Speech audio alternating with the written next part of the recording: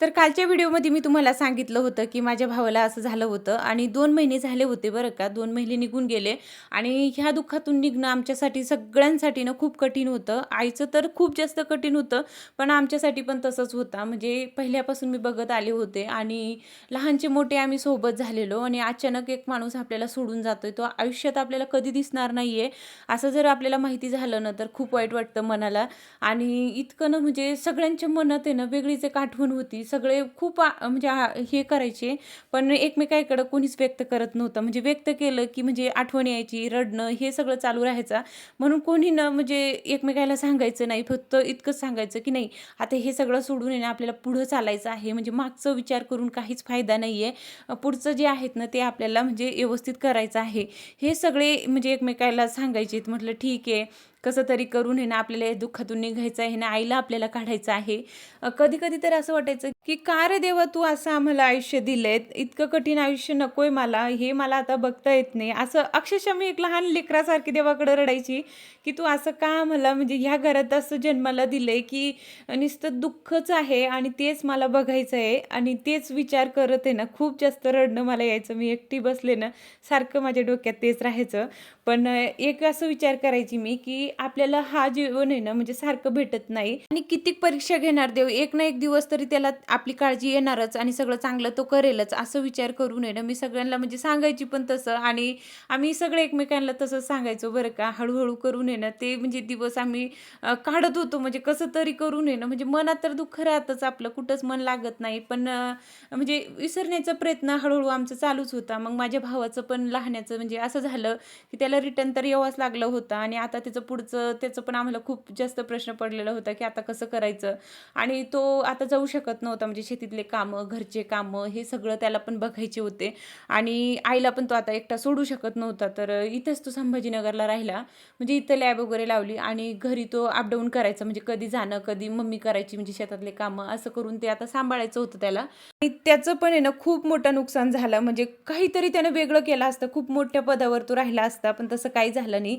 आणि नशीब त्याचं म्हणजे 10वी मध्ये फर्स्ट होता तो. तर त्या बेसवरच तो ना पोस्ट ऑफिसमध्ये जॉबला लागला आणि त्याच्यामधून आता त्याचं प्रमोशन पण झालंय. खूप छान झालंय आणि खूप मस्त त्याचं चालू आहे आणि तो करतोय. पण शेवटी एक माझा भाऊ राहिला असता ना, तर अजून छान राहिलं असतं असं मला वाटतं. पण ठीक आहे, जे देवाला मंजूर असतं ते ते करतं. आता चला पुढची मी तुम्हाला माझे सासरकडचंच सांगते. आता इथपर्यंत मी माझ्या माहेरची सगळी गोष्टी तुमच्यासोबत शेअर केली. तुम्ही खूप छान प्रतिसाद दिलाय. तर आता माझं सासरकडचं स्ट्रगल मी तुम्हाला सांगते. तिकडं जाऊन पण आहे ना, म्हणजे माझं असं होतं, की म्हणजे मी तुम्हाला सांगते आता, एक करून स्टेप बाय स्टेप सांगणार. काही जास्त मोठं नाही. ह्या व्हिडिओमध्ये नाही तर पुढच्या व्हिडिओमध्ये ते संपून जाणार. जास्त काही मोठी स्टोरी नाही किंवा जास्त काही मोठा तो प्रवास नव्हता. म्हणजे जे काही माझ्या आयुष्यात म्हणजे एकदम असं कठीण घडलंय तेच मी तुमच्यासोबत शेअर करते आणि जे हॅपीली असतं ते तर सगळेच सांगतात. पण मला असं वाटतं, की जे काही माझ्या आयुष्यात घडलंय ते फेस करून मी ना म्हणजे पुढं आले आणि आता म्हणजे तुमच्या समोर आहे. तर मला असं वाटतं, की कोणासोबत जर असं घडत असेल ना, तर जास्त विचार करत बसायचं नाही, जास्त घाबरायचं नाही. हळू करून दिवस निघून जातात आणि एक ना एक दिवस आपल्याला चांगले दिवस येतात. तर चला आता सासरकडचं तुम्हाला मी सांगते. तर सासरकडचं पण मला बघायचं होतं. आता तिथे जाऊन पण आहे ना, म्हणजे सासूबाई नव्हती. आता घरात एक बाई पाहिजेच ना आणि मला सवय होती गावात राहण्याची. म्हणजे आई माझी गावात राहते आणि माझं लग्न झालं तिथे म्हणजे माझं सासर शेतात आहे. आता नेहमी तुम्ही व्हिडिओमध्ये बघत असेल आणि तिथे अंधारा किंवा वेगळंच म्हणजे तिथे माझं मनच लागायचं नाही. खरं सांगते मी तुम्हाला, मी नवीन होते तेव्हा आणि घरात कोणी म्हणजे एखादी बाई राहिली ना, तर आपलं मन रमतं किंवा अजून एखादी मुलगी राहिली किंवा नणंद असली किंवा म्हणजे आजूबाजूला घरं राहिले, की आपलं मन एकदम म्हणजे बोलण्यामध्ये सगळं काही मॅच होऊन जातो आपण. पण माझं तसं नव्हतं. एकटाच घर आणि त्याच्यामध्ये ना राजवीरचे पप्पा आणि माझे दीर आणि माझे सासरे बस एवढेच आणि लहान लेकरू तर कोणीच नाही, बोलणारं तर कोणीच नाही आणि त्यांची सवय कशी होती पहिल्यापासून ते जास्त कोणालाच बोलत नव्हते. म्हणजे सगळेच म्हणजे जे कामापुरतं बोललं की झालं तेवढंच, बाकीचं काही नाही. तर सुरुवातीला तर माझं म्हणजे मनच लागायचं नाही. पण हळू करून मी म्हटलं की नाही, जबाबदारी आहे आपली, आपल्याला इथंच राहायचं आहे आणि मग मी हळू करून त्यांच्याशी पण बोलायची किंवा ते पण माझ्यासोबत बोलायचे. म्हणजे सगळ्यांसोबत मॅच व्हायला ना थोडंसं मला वेळ लागलं, पण मी हळू करून मॅच झाले. कधी-कधी आईची पण आठवण यायची. कधी आईकडं म्हणजे सारखं तर मला जमत नव्हतं. कसं तिथे सासूबाई नव्हती, जेवण बनवणारं कोणी नव्हतं, घरातलं ना सगळं मला बघायचं होतं. म्हणून मी म्हणजे सारखं तर येऊ शकत नव्हते. पण जवळ होतं माझं घर, म्हणजे सासर आणि माहेर मी नेहमी सांगते तुम्हाला खूप जवळ आहे. तर मला जशी आठवण आली तशी राजूरचे पप्पा मला तिथे न्यायचे. त्यांना माहिती होतं माझं कसं घडलेलं, काय झालेलं, हे सगळ्या गोष्टी त्यांना माहिती होते ना, म्हणून ते सारखं मला न्यायचे बरं का तिकडे. कसंबसं करून आहे ना 1 वर्ष निघून गेला आणि त्याच्यानंतर आहे ना आता मला राजवीर राहिला होता आणि राजवीरचे पप्पा पण तिथेच राहायचे तोपर्यंत. म्हणजे त्यांची स्टडी चालू होती. म्हणजे त्यांना ना जो मार्केटिंगचा जॉब करायचे ते सोडून दिला होता आणि ते घरी बसले होते. आणि त्यांचं म्हणणं होतं की एम-पी-एस-सीमध्ये त्यांचं खूप म्हणजे मन होतं की चांगलं पद आपल्याला भेटायला पाहिजे. आणि परिस्थिती अशी नव्हती की ते चांगले क्लासेस लावणार किंवा लॅबमध्ये बसून ते अभ्यास करणार, तसं काहीच नाही. एकदम सिंपल एका झाडाखाली बसून ते अभ्यास करायचे. आता त्यांचं स्ट्रगल मी तुम्हाला सांगते. जास्त काही आपल्याला म्हणजे चांगलं म्हणजे स्टडी करायची तर आपण क्लासेस बघतो किंवा लॅब बघतो किंवा चांगले म्हणजे शांत असतं तिथे अभ्यास होतो आपला व्यवस्थित. आणि त्यांचं कसं झालेलं होतं, एक तर लग्न झालंय, लग्न झाल्यावर थोडीशी परिस्थिती चेंज होते, सगळ्यांना माहिती असते. आणि आता त्यांना अभ्याससुद्धा करायचं होतं, शेतातली कामंसुद्धा करायची होते. आता सगळं काही मॅनेज करणं सोपं नव्हतं आणि जे इन्कम सोर्स होता ना ते त्यांच्याकडूनच होता. म्हणजे ते मार्केटिंगची जॉब करायचे, त्याच्यामधूनच त्यांचे जे काही पैसे यायचे त्याचे कर खर्च चालायचं. आणि बाकीचं तर कमवणारं कोणीच नव्हतं. म्हणजे करत होते शेतातलं, एवढं काही पिकत नव्हतं पहिले, खरं सांगते मी तुम्हाला. आता 10-12 वर्ष झाले, त्याच्या अगोदर आहे ना म्हणजे शेतात काही जास्त पिकत नव्हते, आता जास्त पिकतात. खूप कमी म्हणजे माल वगैरे व्हायचा आम्हाला आणि त्याच्यामध्येच वर्ष काढणं बोललं तर परत कर्ज व्हायचा. पण त्यांना 1 वर्ष घरी बसायचं होतं आणि तोपर्यंत ते काहीच करू शकत नव्हते. म्हणून आहे ना त्यानं एक झाडाखाली बसून आहे ना इतकं अभ्यास केलंय, तुम्हाला सांगते मी, की म्हणजे रात्रभर ते जागून आहे ना स्टडी त्यांची चालू राहायची. आणि कंटिन्यू एकच की नाही आपल्याला काढायचंच आहे, एक तरी पेपर आपला निघेलच, ह्याच हे राहायचं त्यांच्या डोक्यात. आणि हळूहळू करून म्हणजे आम्ही शेतातले कामं करायची, म्हणजे माझं दीर, माझे सासरे आणि मी कंटिन्यू म्हणजे घरचे कामं झाले का शेतात जायचो. आणि मी तर त्या टायमाला प्रेग्नेंट होते राजवीरच्या टायमाला. तर काहीच नाही बरं का, आमच्याकडं काहीच नव्हतं. मी तुम्हाला शॉर्ट एक व्हिडिओमध्ये सांगितलं पण होतं की आम्हाला हॉस्पिटलला जायचं असलं ना तर मी आईला सांगायची, की म्हणजे आईला सांगायला पण आहे ना म्हणजे नको वाटायचं. आता कसं सांगायचं, सगळं काही आपण म्हणजे सगळं झालंय, आपलं लग्न झालंय, आपण सासरी आले तरी पण आईकडून मागतोय.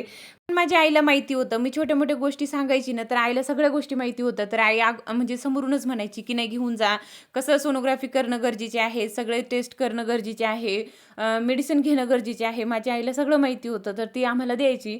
कसंबसं करून आहे ना 9 महिने निघून गेले आणि राजवीर ज्या दिवशी जन्माला आले, त्या दिवशी त्यांचं कॉल पण आलेलं, म्हणजे सिलेक्ट झाले म्हणून. तर आम्हाला ना इतकी आनंद झालाय ना, काय सांगू तुम्हाला. म्हणजे एक ठिकाणाच राहिला नव्हता, म्हणजे एक मुलगा पण झालाय, सगळं व्यवस्थित झालंय आणि अजून त्यांचं कॉल पण आलेलं. म्हणजे आम्ही एक लक्कीच समजत होतो म्हणजे माझ्या मुलाला, की आपल्याला एक मुलगा आपल्या घरी जन्माला आलाय आणि त्या दिवशीच कॉल पण आलेलं. तर त्या दिवशीपासून आहे ना म्हणजे त्यांची इच्छा नव्हती ते जॉइन करायची. म्हणजे त्यांचं असं म्हणणं होतं, की अजून मी स्टडी करतो.